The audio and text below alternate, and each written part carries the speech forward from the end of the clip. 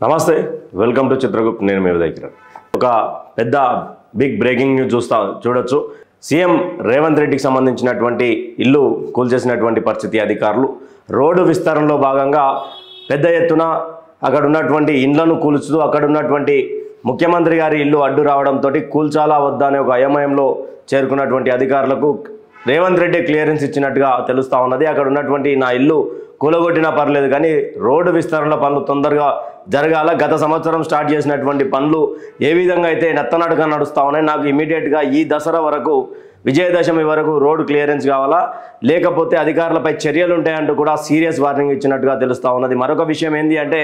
గత సంవత్సరం ఎక్కడైతే పునాది వేశారో శంకుస్థాపన చేశారో అలాంటి ఆ రోడ్డు ఇప్పటి వరకు కొద్ది భాగమే అయింది ఆ కొద్ది భాగంలో తర్వాత ఆ కొండారెడ్డిపల్లికి సంబంధించినటువంటి గ్రామంలోకి రావడం కొండారెడ్డిపల్లికి సంబంధించినటువంటి గ్రామంలో సీఎం రేవంత్ రెడ్డి గారితో పాటు మరికొన్ని ఇల్లులు కూడా అక్కడ రోడ్డుపై ఉన్నటువంటి పరిస్థితి అయితే రోడ్డు విస్తరణ చేయాలా మినిమం 4-వే లైన్ కాబట్టి అది 4-వే లైన్ సంబంధించినటువంటి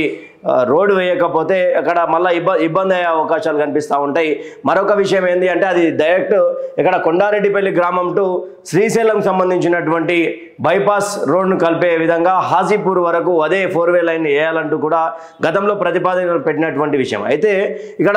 ఇంకొక స్పెషాలిటీ ఎందుకు అసలు దసరా వరకే ఎందుకు సీఎం రేవంత్ రెడ్డి పట్టుబట్టు మరి అధికారులతో పనులు చేయిస్తూ ఉన్నాడు అంటే ప్రతి విజయదశమికి ఆయన అక్కడ అలా ఊరికి సంబంధించినటువంటి గ్రామంలోనే ఆయన విజయదశమి జరుపుకునే ఆనవాయితీ ఉన్నది తర్వాత అక్కడ అదే కుటుంబం గ్రామం నుండి కూడా జమ్మి కూడా వాళ్ళ ఇంటి నుంచే తీసుకుపోయే ఒక ఆచారం కూడా ఉన్నది అందుకే సీఎం రేవంత్ రెడ్డి అక్కడ ఉన్నటువంటి ఒక గ్రామంలో హెలిప్యాడ్తో పాటు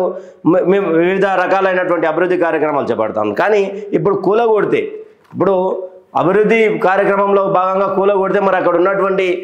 పేదలకు మరి నిజంగానే ఇక్కడ ఏమైనా ప్రభుత్వానికి సంబంధించినటువంటి ల్యాండ్ ఇచ్చి ల్యాండ్లో ఏమైనా భాగం చేస్తారా లేకపోతే వాళ్ళకి ఏమైనా ల్యాండ్ ఇచ్చే ఆస్కారం కనిపిస్తుందా లేకపోతే వాళ్ళ రోడ్డు పైకి ఉంది అని చెప్పేసి వాళ్ళ నుంచి ల్యాండ్ తీసుకునే అవకాశాలు ఉంటాయి అన్నీ కూడా 1,00,000 ప్రశ్నలకు సమాధానాలు అయితే ఇంకా దొరకలేదు కానీ ముఖ్యమంత్రి గారు ఇల్లు కూలగొట్టారు మా ఇల్లు కూలగొట్టడంలో తప్పేముంది అనే ఒక విధంగా ఇంకో కోణం వినిపిస్తూ ఉన్నది అయ్యో మాకు ఉన్నదే ఒక ఇల్లు కదా మా ఇల్లు కూలగొడితే మరి మాకెవరు దిక్కు అనే విధంగా కూడా కొన్ని 1,00,000 ప్రశ్నలు అయితే ఉత్పన్నమవుతున్నటువంటి విషయం అయితే మరొక విషయం దీంట్లో ఇంకొకటి ఏంటి అంటే అక్కడే దాదాపు కొండారెడ్డిపల్లి గ్రామంతో ఆగిపోదు ఈ యొక్క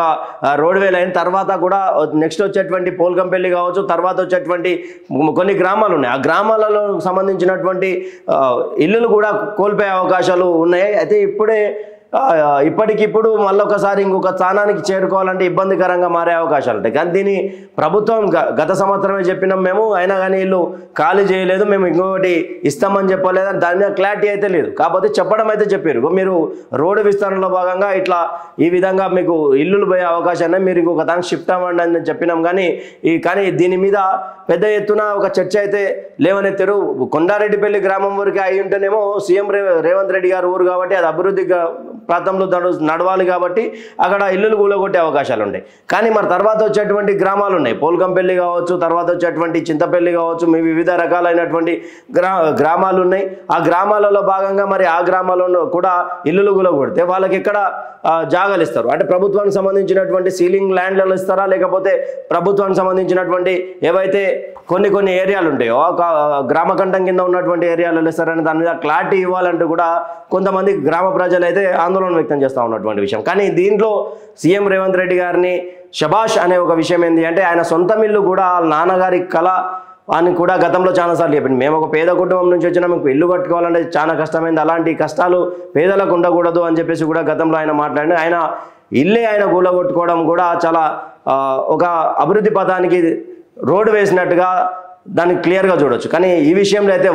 రేవంత్ అన్న అని తెలంగాణ మొత్తం ఆయన సైడే మాట్లాడుతూ ఉన్నది చూస్తూనే ఉండండి Chitragupt stadium with Chitragupt signing off మీ దగ్గర